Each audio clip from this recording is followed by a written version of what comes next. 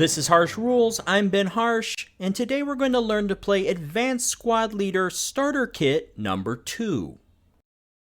Advanced Squad Leader Starter Kit number 2 was released in 2005 by Multiman Publishing and Avalon Hill and designed by Ken Dunn.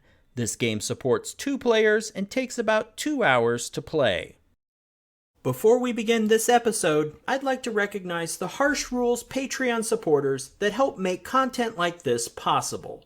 If you'd like to support the channel, head over to patreon.com/harshrules to learn more. And once again, thank you for your support.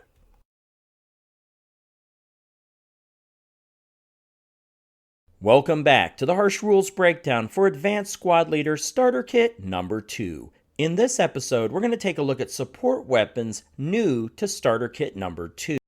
This includes light anti-tank weapons and light mortars. This one's going to be short and sweet, so let's get started.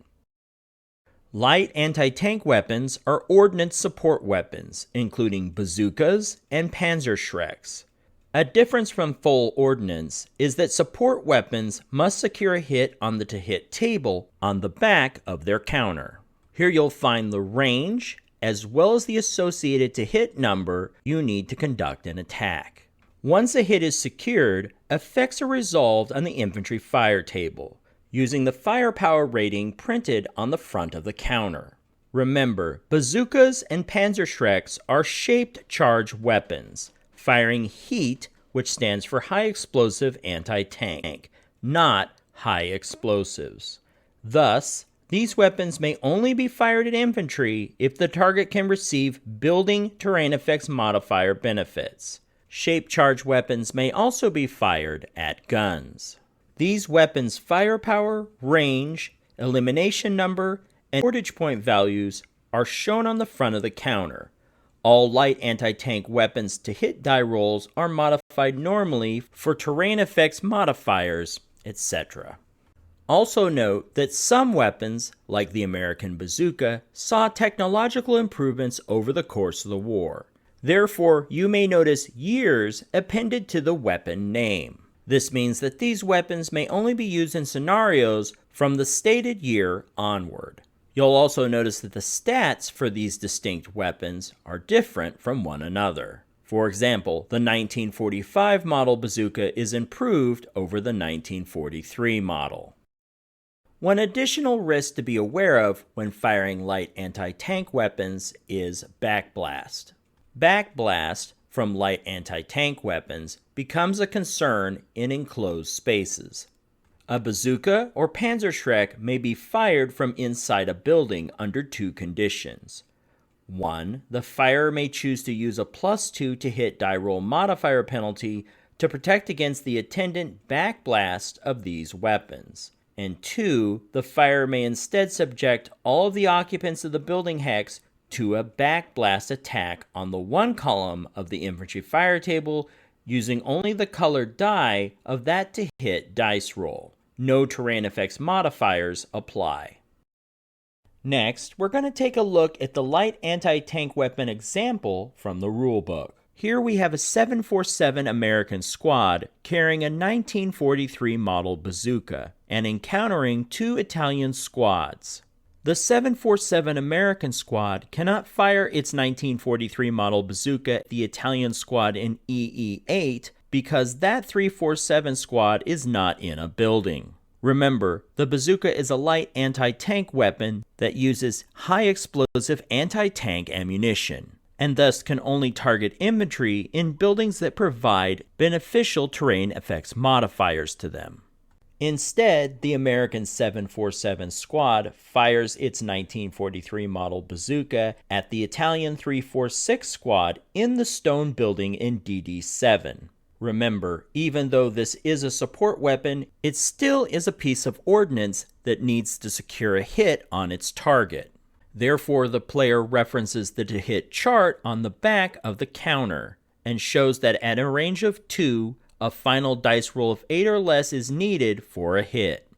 The to-hit dice roll modifiers are a +3 terrain effects modifier for the stone building and a +1 hindrance in DD8 for the grain, which is in season. These are added together for a total of +4. This means the minimum to hit required for this attack is an original dice roll of 4. Then when you add the +4 DRM, it gets you an 8, which is the same as the to hit number. Remember, you only need the to hit number or less to score a hit. To receive the critical hit for this support weapon, you need an original dice roll of 2, in other words, snake eyes.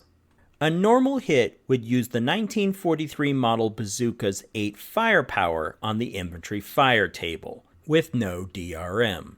A critical hit would double this to the 16 firepower column, with a -3 terrain effects modifier for the stone building. A key note here with a critical hit: any positive terrain effects modifiers that the target would normally be entitled to for the to hit number or infantry fire table purposes is reversed and applied as a negative DRM to the infantry fire table die roll. Having used its support weapon, the 747 squad can then use its inherent firepower to attack the 347 or even the 346 squad again, since mandatory fire group does not apply to ordnance. Keep in mind, if the American squad was firing from a building, they would have to add a +2 to hit die roll modifier or suffer a backblast attack on the 1 firepower column using the colored die roll of the to hit die roll to determine the result. And now that we've walked through this example, let's move on to our final section. Mortars are classified as either a gun or a support weapon depending on its size. Any mortar of a caliber size less than or equal to 60 millimeters is a light mortar and is represented as a support weapon on a 1/2-inch counter. As a support weapon, it has no covered arc and can be fired by any squad or half squad with no detriment and with normal leadership to hit modification. Should a lone single-man counter fire a light mortar, it loses its rate of fire capability. Also, even though a light mortar is a support weapon, it can use and lose target acquisition as a gun. And that's going to wrap it up for this episode.